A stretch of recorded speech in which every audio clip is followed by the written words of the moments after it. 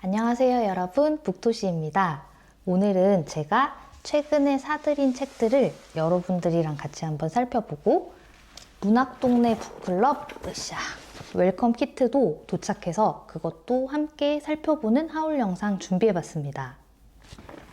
제가 기억력과 집중력의 한계로 병렬 독서를 못하거든요. 원래 이 정도까지는 아니었는데 출산하고 나서 뭔가 머리가 나빠진 것 같아요. 그래서 사놓은 책들을 다 읽고 책을 사야지 늘 다짐하는데 재밌어 보이는 책을 보면 안 살 수가 없는 것 같아요. 먼저 소개할 책은 여학교의 별 4권입니다. 작년에 아는 동생이 추천을 해줘서 1, 2, 3권을 사서 봤었거든요. 슴슴하면서도 자꾸 생각나는 평양냉면 같은 그런 만화책이었어요, 저한테는. 잔잔하게 읽어내려가다가 갑자기 푹 하면서 막 헛웃음이 나고 막 그러다가 또 팍 하면서 큰 웃음이 한 번씩 터지는 그런 매력이 있는 책입니다. 근데 저는 이렇게 한 번씩 터지잖아요. 저희 아들이 초등학교 6학년인데 그걸 읽기 시작했거든요. 근데 아주 읽으면서 막 혼자서 낄낄거리고 깔깔거리고 막 빵빵 터지고 막 넘어가는 거예요. 아무래도 이 책이 초딩들 취향 저격하는 그런 유머가 맞나 봐요. 근데 쌉 이과, 이성의 극단, 소설 안 읽기 협회장, 쌉티인 저희 남편은 당최 이게 왜 웃긴 건지 이해를 못 하더라고요. 사람마다 취향이 다를 수 있다. 그래서 이거가 별로 안 웃기신 분들도 있을 수 있다. 그 얘기를 하고 싶었고요. 이 만화는 여학교에 근무하는 국어 담당 호시 선생님이 주인공이고요. 그 외에 다른 동료 남자 선생님이랑 학생들과의 일화가 펼쳐집니다. 제목이 여학교의 별 막 이러니까 왠지 막 여학교에서 사제지간 로맨스 이런 거를 한 스푼 기대할 만도 한데 그런 거 1도 없고 그냥 귀여운 캐릭터들의 사랑스러운 유머가 있는 그런 이야기예요. 요즘은 다들 이런 종이 만화책보다는 웹툰을 보잖아요. 제가 중고등학교 때까지는 만화책 대여점도 성행했었고 일본 만화도 진짜 많이 보고 막 그랬었는데 근데 옛날 책 말고 뭔가 요즘 감성의 이런 종이 만화책은 너무 오랜만이어서 읽으면서도 좀 뭔가 향수에 젖어드는 것 같은 버프도 솔직히 좀 있었던 것 같아요. 보면은 초판 부록으로 이렇게 명장면 스티커도 들어있었습니다. 너무 좋다 정말. 작가인 와야마 야마는 작가 소개를 보면 일본에서 요즘 좀 핫한 만화가인 것 같은데 제가 물론 현지 분위기는 잘 모르지만 만화 부문 신인상, 단편상, 이 만화가 대단하다 뭐 이런 데서 1위도 차지하고 그랬대요. 이 책을 주문하면서 같은 작가의 가라오케 가자라는 책도 사봤는데요. 이 작가 작품의 특징은 그 남자들 간의 브로맨스를 특히 잘 그리는 것 같고 그게 조금 아슬아슬한 듯한데 선을 넘지는 않는 그런 느낌이었습니다.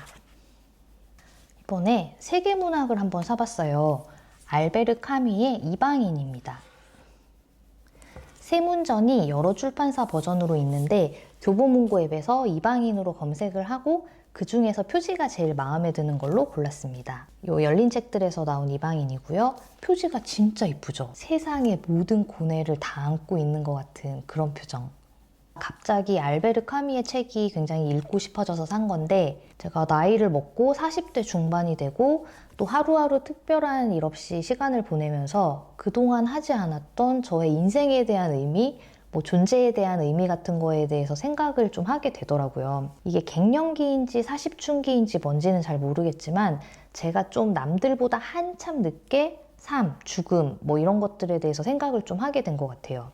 근데 이게 사람마다 정말 다른 게 저희 남편은 초등학생 때부터 내가 이 세상에 존재하는 이유는 뭔가, 죽고 나면 어떻게 될까 이런 것들을 생각을 했었대요.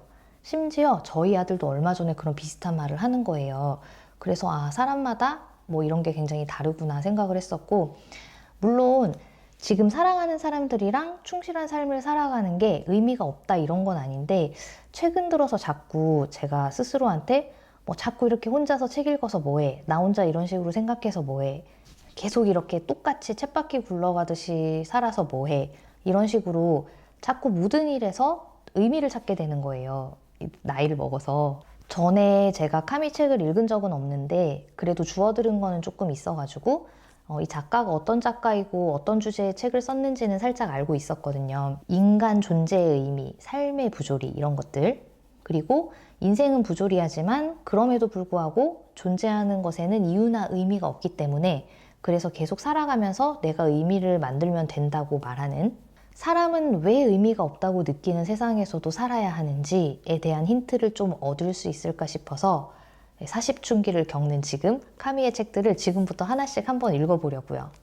다음은 콩쿠르상 특집 같은 느낌으로다가 요 4권을 사봤어요. 세계 3대 문학상이 노벨문학상, 부커상, 콩쿠르상을 말한다고 하는데, 노벨문학상은 스웨덴 한림원에서 선정하고, 부커상은 영국에서 출판된 영어 소설을 대상으로 하고, 콩쿠르상은 프랑스의 문학상인데 콩쿠르 아카데미에서 선정된다고 합니다. 제가 그동안 읽은 책들이 북튜버라고 하기에는 권수도 그렇고 장르도 그렇고 좀 많이 소박해가지고 이제부터는 권위 있는 문학상을 받은 작품성 있는 소설들 중심으로 조금 다양하게 시작을 해봐야지 하는 마음으로 준비해봤습니다. 그 콩쿠르상을 받은 책들 중에서 제가 읽어봤던 게 자기 앞의 생이랑 아노말리 이렇게 2권이 있는데요. 자기 앞의 생은 1975년에, 아노말리는 2020년에 콩쿠르상을 수상했습니다. 그 2권 다 너무 재미있게 읽었었기 때문에 이번에 산 책들에 대해서도 굉장히 기대가 커요. 먼저 그녀를 지키다. 이 소설은 2023년에 콩쿠르상을 수상했다고 하고요. 저자는 장 바티스트 앙드레아입니다. 일단 이 책은 굉장히 두꺼워요. 두껍습니다.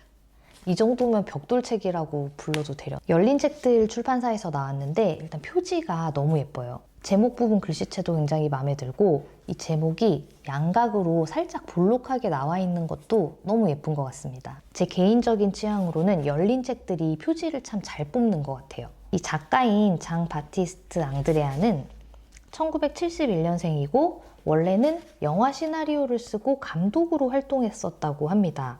아무래도 문학이랑 영상물은 작법이 다르다 보니까 영화를 만들던 작가님이나 감독님들의 소설은 아주 지극히 개인적인 제 견해로는 사건 중심이고 구성이 드라마틱하다는 장점이 있을 것만 같은데요. 아무래도 영화라는 게 그 클라이맥스의 한 장면을 향해서 달려가는 구성이다 보니까 그렇지 않을까 싶기도 하고, 대략적인 내용을 살펴보면 가난한 가정의 외소증 미모, 그리고 이탈리아 명문 가문의 딸 비올라, 이 2사람의 이야기인 것 같아요. 둘 다 재능을 가졌지만 미모는 신체적 한계에 의해서, 그리고 비올라는 당시 여성들에게 사회적 활동을 허락하지 않던 시대적 상황에 의해서 한계에 갇혀 있는 상황에서 2사람의 관계와 성장이 어떻게 이루어질지가 펼쳐질 것 같아요. 인간들의 가장 은밀한 기억은 2021년 콩쿠르상을 수상한 작품이고요. 저자는 모하메드 은부가르 사르입니다. 1976년 파트리크 그랑빌 이후로 역대 최연소 수상자이고 100년 만에 흑인 작가, 그리고 사하라 사막 이남 아프리카 작가의 역대 최초 수상이라고 띠지에 적혀 있었습니다. 모하메드는 1990년 세네갈에서 태어났다고 하고, 그러니까 31살에 콩쿠르상을 수상한 셈이 되네요.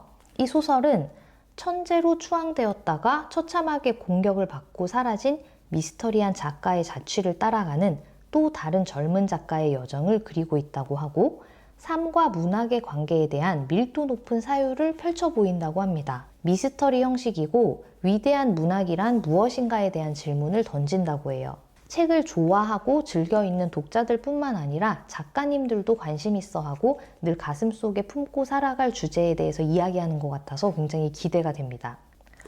모두가 세상을 똑같이 살지는 않아. 이 책의 저자는 장폴 디부아이고 창비에서 출간한 책입니다. 이 책은 2019년에 콩쿠르상을 받았고요. 여기 앞에 대중성과 문학적 완성도를 모두 갖춘 작품이라고 적혀 있는데요. 이 책을 사도록 저를 설득시킨 가장 강력한 문장이었어요. 보통 문학상 수상작들이 작품성은 높아도 저 같은 일반인들이 읽기에는 다소 어렵거나 난해하거나 그런 소설들도 있는데, 대중성 정말 중요합니다. 조금 단편적인 생각일 수 있는데 나에게 대중성이란 꿀잼과 동의어다. 그러니까 이 책은 읽기 전부터 벌써 재미는 보장되어 있다. 장폴 디부아는 프랑스의 국민 작가로도 불린대요. 1950년생인데 지금까지 썼던 소설들이 다 좋은 평가를 받고 상 받은 작품들도 많고 그런가 봐요. 뒤에 보면 자기 앞에 생을 잇는 최고의 수상작이다. 어느 평범한 사람의 실패에 관한 가장 아름다운 이야기다. 세상과 나에 대한 편견을 깨트리는 따뜻한 위안이다. 읽기도 전에 추천사부터 벌써 마음이 따뜻해져 버리는 그런 책입니다. 다음에 산 책은 에리크 비아르의 그날의 비밀입니다. 2017년 곤쿠르상 수상작이고요. 이 책은 분량이 길지 않아요. 옹기니의 말을 빼면 150페이지가 채 안 되는 분량이고요. 2차 세계대전 전야를 다룬 이야기라고 합니다. 그 유럽의 소설이나 영화들은 2차 세계대전의 참혹성과 나치의 만행, 그리고 그로 인한 트라우마를 다루고 있는 것들이 굉장히 많은데, 이 소설은 전쟁이 시작되기 전에 어떤 일들이 있었고 왜 그런 삐뚤어진 신념과 욕망의 악마가 활개를 치게 되었는지의 이야기가 나올 것 같아서 읽기 전부터 벌써 궁금하고 굉장히 기대가 돼요. 절대 책이 짧아서 기대를 하는 건 아니고 이 에리크 비아르도 영화 감독 및 시나리오 작가로 활동을 했었다고 하고요. 작가가 이 작품을 소설, 그러니까 픽션이 아닌 이야기라고 칭했다고 하는데, 이 짧은 분량에 어떤 촌철살인으로 강렬한 이야기를 남겼을지 이것도 조만간 읽어보고 가져오도록 하겠습니다. 다음에 산 책들은 일본의 문학상 수상작들입니다. 2024년 아쿠타가와 수상작인 아사히나 아키의 도롱뇽의 49제, 그리고 2013년 나오키상 수상작인 아사히료의 누구입니다. 제가 한때 일본 추리소설만 읽던 시절이 있었고, 그래서 일본 소설 코너를 자주 기웃거렸던 사람이었는데, 그 왜 가끔 띠지에 아쿠타가와상, 나오키상 수상 막 이런 문구들이 적혀 있잖아요. 그런 것들 봐도 사실 그 당시에는 뭔지 궁금하지도 않았고, 그냥 뭐 좋은 상인갑다, 뭐 잘 쓴 소설이어서 받았나 보다 이렇게 생각만 하고 넘어갔었는데, 이번에 이 상들에 대해서 한번 검색을 해봤거든요. 이 두 상은 수상 대상과 수상작의 성격이 전혀 다른 문학상이라고 하더라고요. 아쿠타가와상은 신진 작가를 위한 문학상이고, 순수 문학작품을 대상으로 하고 예술성과 문학성을 중시하고 실험적이고 철학적인 주제를 다루는 작품이 많다고 하고, 나오키상은 대중적인 소설을 대상으로 하는 문학상이고, 그렇기 때문에 이야기 전개가 흥미롭고 몰입감 있는 작품들이 많다고 합니다. 그렇다면 일단 최신 2024년에 아쿠타가와상을 수상한 도롱뇽의 49제의 작가인 아사히나 아키는 신진 작가일 것 같고요. 이 책은 굉장히 실험적이고 철학적인 내용을 담고 있을 것으로 미리 예상이 됩니다. 작가는 1981년생으로 의사이기도 하다는데요. 왜 같은 의사인 저에게는 이런 문학적인 상상력과 표현력이 없는 걸까요? 나이도 비슷한데 너무 부럽습니다. 2021년에 데뷔해서 내어놓은 소설마다 각종 상을 휩쓸고 그야말로 일본 문단에서 돌풍을 일으키고 있다고 하네요. 책 소개를 잠깐 살펴봤는데 소재부터 정말 독특하고 신선합니다.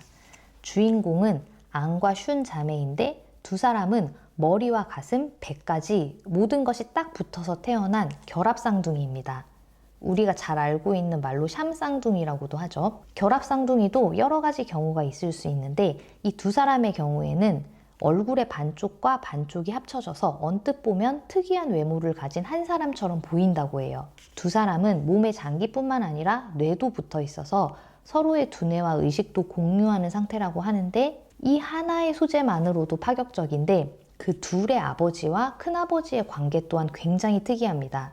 아버지가 큰아버지에게서 태어난 태아의 태아였다고 하거든요. 이렇게 서로가 분명히 다른 인격이고 사람이지만 연결되어 있다고 느끼고 생각하는 그런 특별한 관계를 통해서 작가가 어떤 식으로 이야기를 펼쳐나갈까 너무 궁금하고 기대도 되면서, 한편으로는 굉장히 철학적인 이야기가 나올 수밖에 없을 것 같아서 솔직히 말하면 조금 어렵고 난해할까봐 겁이 나기도 합니다.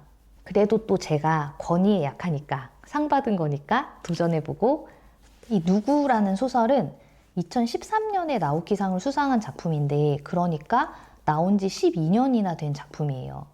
근데 뒷면에 책 내용을 슬쩍 보니까 이거 요즘 우리 젊은 세대들의 모습과 고민을 그려냈다고 해도 무방할 것 같은데? 라는 생각이 들어요. 구직 정보를 교환하면서 5명의 취준생들이 만나게 되는데, 그들은 누구에게도 진짜 자신의 모습을 보이지 않고 허세와 위선으로 포장한 SNS에서의 모습만을 보여준대요. 그러면서 취업, SNS, 진실과 거짓, 불안, 외로움, 이런 아픈 청춘들의 서늘하고 적나라한 내면을 그려내고 있다고 하네요. 너 실은 나를 비웃고 있지?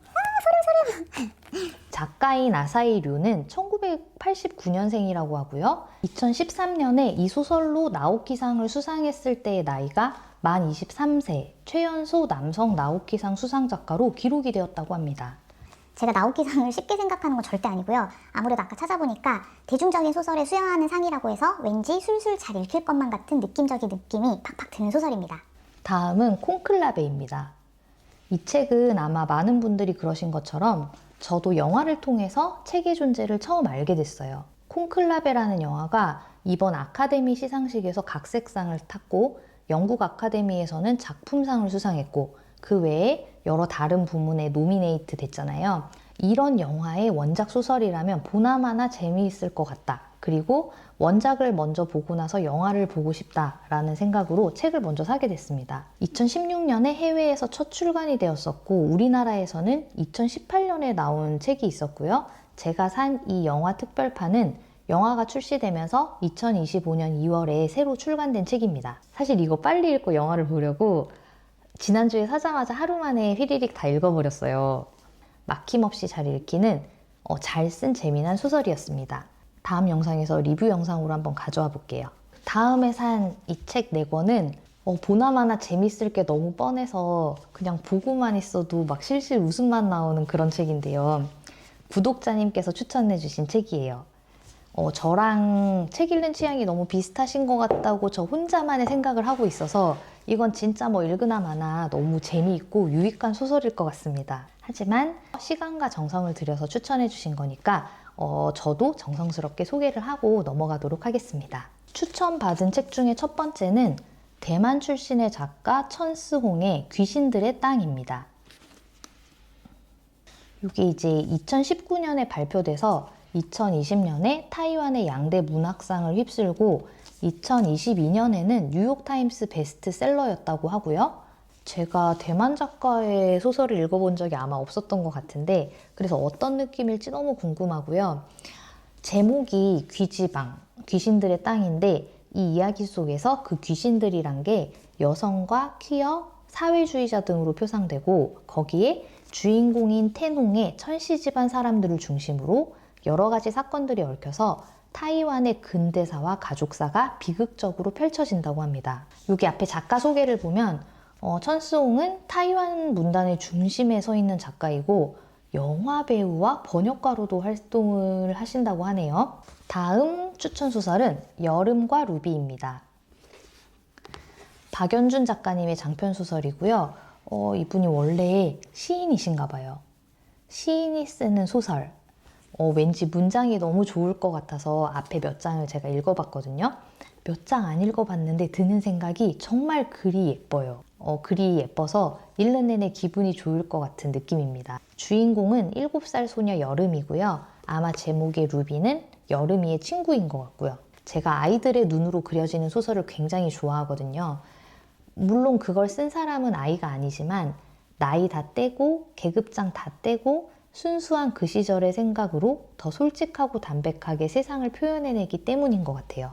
다음은 벤하민 라바투트의 매니악입니다. 이건 픽션과 논픽션 사이 어디쯤의 책일 거라고 생각이 되고 양자역학, 컴퓨터, AI에 대한 이야기가 소재인 것 같고 에렌 페스트, 폰 노이만, 파인먼 등 현재의 과학 발전과 세계사의 한 획을 그은 과학자들의 이야기와 인공지능과 바둑을 둬서 유일하게 승리를 거둔 이세돌에 대한 이야기 등 과학사의 족적을 남긴 인물과 그 사건을 문학적 재료로 써서 쓴 소설이라고 합니다. 2023년 워싱턴 포스트 올해의 책, 2023년 퍼블리셔스 위클리 올해의 책, 앤드류 카네기 메달 최종 후보작이라고 적혀있네요. 특히 뒷면의 추천사 중에 이런 말이 있거든요. AI가 트럭 운전사부터 개발자까지 모든 사람을 쓸모없는 존재로 만들 위기에 처한 오늘날 책이 건네는 질문은 그 어느 때보다 불편하게 느껴진다. 인공지능의 힘과 잠재적 위험에 대한 통찰력을 선사하는 책.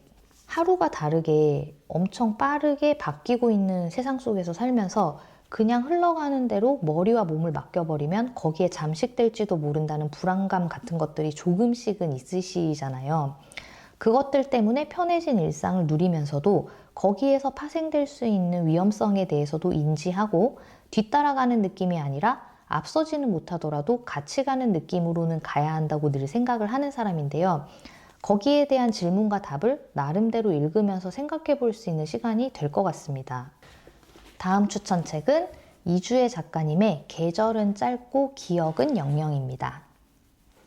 보통 책 표지를 열심히 들여다보면 어떤 이야기일지가 대강은 그래도 감이 잡히는데 이 책은 뚫어져라 쳐다봐도 무슨 내용일지 감조차 잡히지는 않더라고요.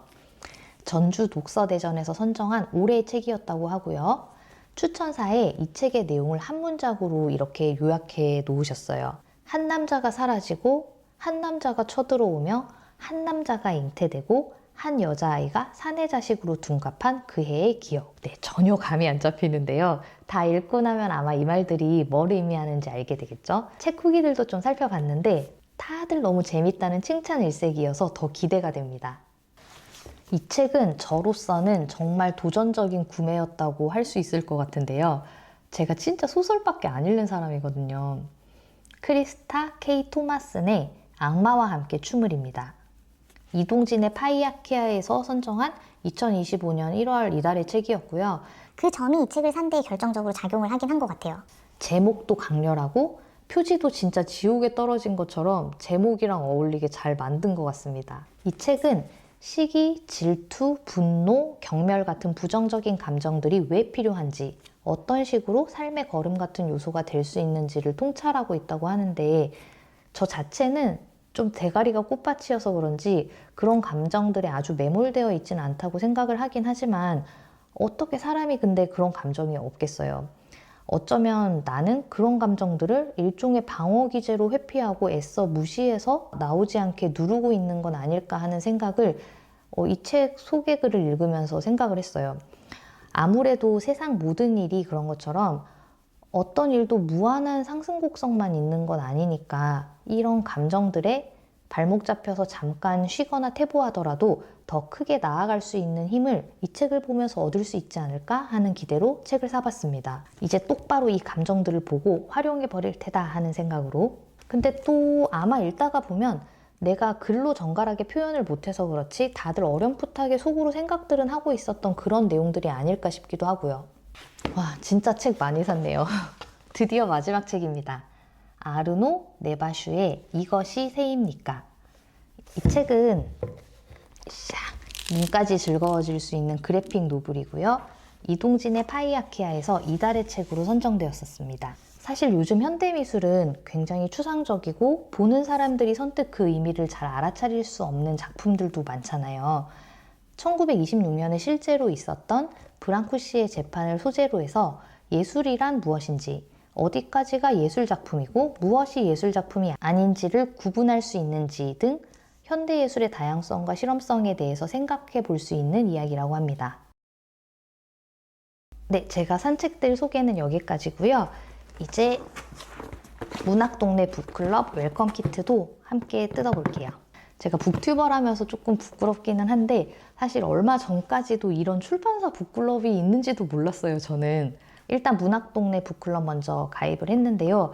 그 민음사는 작년에 북클럽 하셨던 분들 대상으로 얼리버드 가입이 먼저 진행되고 일반 가입은 이번 주에 열린다고 해서 민음사 북클럽도 기다리고 있습니다. 이게 근무하던 중에 신청을 한 거여서 정확하게 뭘 주는지 알아보고 가입을 했던 건 아니었는데요. 가입비는 5만 원이었고 대부분 이런 것들이 가입비 이상의 상품을 주는 거니까 무조건 개이득일 거라고 생각하면서 기쁜 마음으로 신청했습니다. 뭐가 들었는지 같이 한번 살펴볼게요. 일단 이런 식으로 안내. 이거는 독서 노트인 것 같아요. 독서 노트. 이렇게 엮여있는 노트들은 180도로 쫙 펼칠 수 있어서 굉장히 좋은 것 같아요. 이런 페이지도 있고, 이런 페이지도 있고, 이런 것들. 그러면 이 파우치 안에 든 것들 같이 한번 볼게요. 이거는 이렇게 멤버십 카드가 들어있네요. 저는 사실은 이거 북클럽이 어떤 식으로 진행되고 이 독파 챌린지 이게 뭔지도 잘 모르기는 한데 한번 이거 자세하게 읽어보고 공부해 보도록 하겠습니다.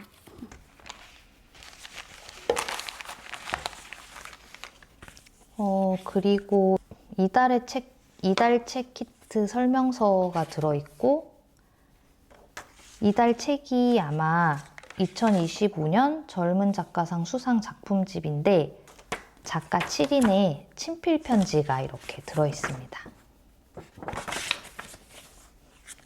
여기 스티커도 하나 들어있는데요. 아마 이거는 그 젊은 작가상 수상 작품집에 있는 작품들 이렇게 스티커로 만든 것 같아요. 이렇게 커피 드립백이 들어있는데 카페 콤마에서 나온 드립백이라고 하고, 얘는 디카페인, 이거는 이제 카페인이 들어가 있는 드립백인 것 같습니다. 다음은 요건데, 요거는 히녹이라는 브랜드랑 같이 콜라보한 거라고 하고요. 이렇게 패브릭으로 된 너무 예쁜 북마크가 들어있어요. 그리고 룸 스프레이라고 적혀 있는데 향기가 너무 좋아요. 되게 자연에 있는 그런 피톤치드의 향 같은 것이 느껴지고, 그리고 여기 북마크, 패브릭 북마크에다가 조금 뿌려서 책 사이에 끼워 놓으면은 북 퍼퓸으로도 사용할 수 있을 것 같고 너무 좋은 그런 향입니다. 그리고 그거랑 같이 이 룸스프레이 할인권도 들어있어요. 향기 되게 좋다. 그리고 요거 같이 들어있었던 광목 파우치도 따로 잘 쓸 수 있을 것 같습니다.